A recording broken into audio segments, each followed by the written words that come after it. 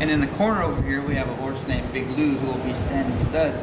I'm looking probably for next year out there on the hill. He won the Super Derby last year and run third in the Champion of Champions. So, I mean, I'm very blessed when it comes to good horses.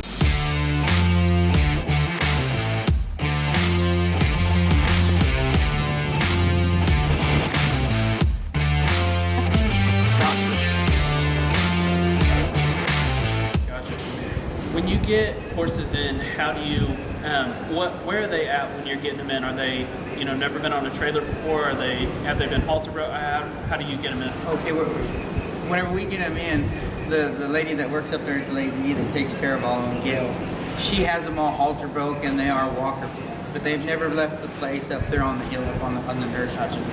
So we basically load them in the trailer, and we're real fortunate when we get them in here. They're not as wild. They've been trimmed, they're walker proof, and they're halter proof. What do you struggle with the most as far as, which you might not struggle with too much here, but once they get to the racetrack and things like that, what do you struggle with the most? Is it foot problems? Is it leg problems? Is it just keeping them healthy, over general health? Is it, what do you think is the biggest struggle for you guys here? Man, it's all the above. It's health. it's keeping them from getting sick. Yeah. It's soundness issues. It's each individual horse is different. I mean, some horses go off the feed. You got to watch the feed. They're all different. So I mean, all the above of what you said is a concern. Something that y'all deal with.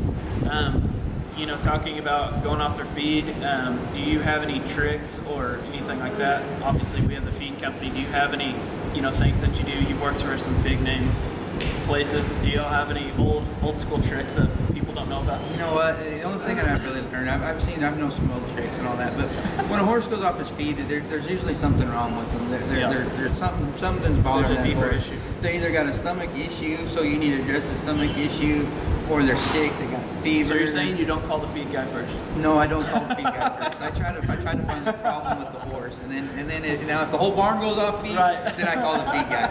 But if an individual's off his feed, you got some kind of an issue there that you usually look for first, and then every now and then you come up with a feed and eater that just don't like the feed. But that's not very common. Gotcha. So talk about your routine here. I guess more for the ones that are actually in shape or you're getting in shape. What does the normal, a weekly routine look like? You train certain days, they walk certain days, or how does that work? The horses are walked every single day, and then we usually gallop them every other day or every third day. And of course then you have your breezes in every 2 weeks, 2 to 3 weeks as needed. How do you, what percentage of time do you spend working on, obviously quarter horses is huge in coming out of the gates fast. How much time do you spend, I guess with each horse, like you said, they're all going to be different, but what percentage of their training is actually spent on gate work?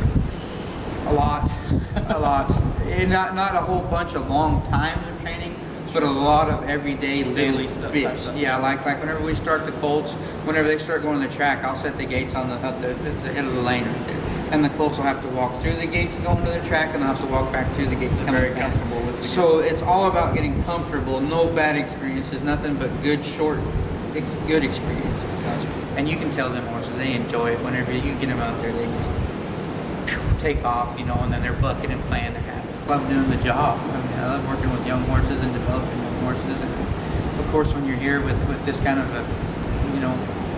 with this kind of team that we have here, from the top to the bottom, to the help, to the gallop boys, to the jockeys, it's just a great environment. I mean, it's wake up and look forward to going to work every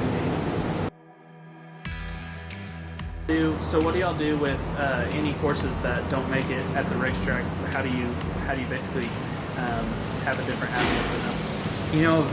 They have a ranch down there in Orlando, Texas, and they have a guy working for them named Bobby Moe. And we send all those horses down there, the geldings and a lot of some of the fillies, that don't make the cut. And they ride them and make performance horses out of them. Some of them make barrel horses, some of them make team roping horses. But they have a really good crew down there set up so that horses have an alternative life after racing career.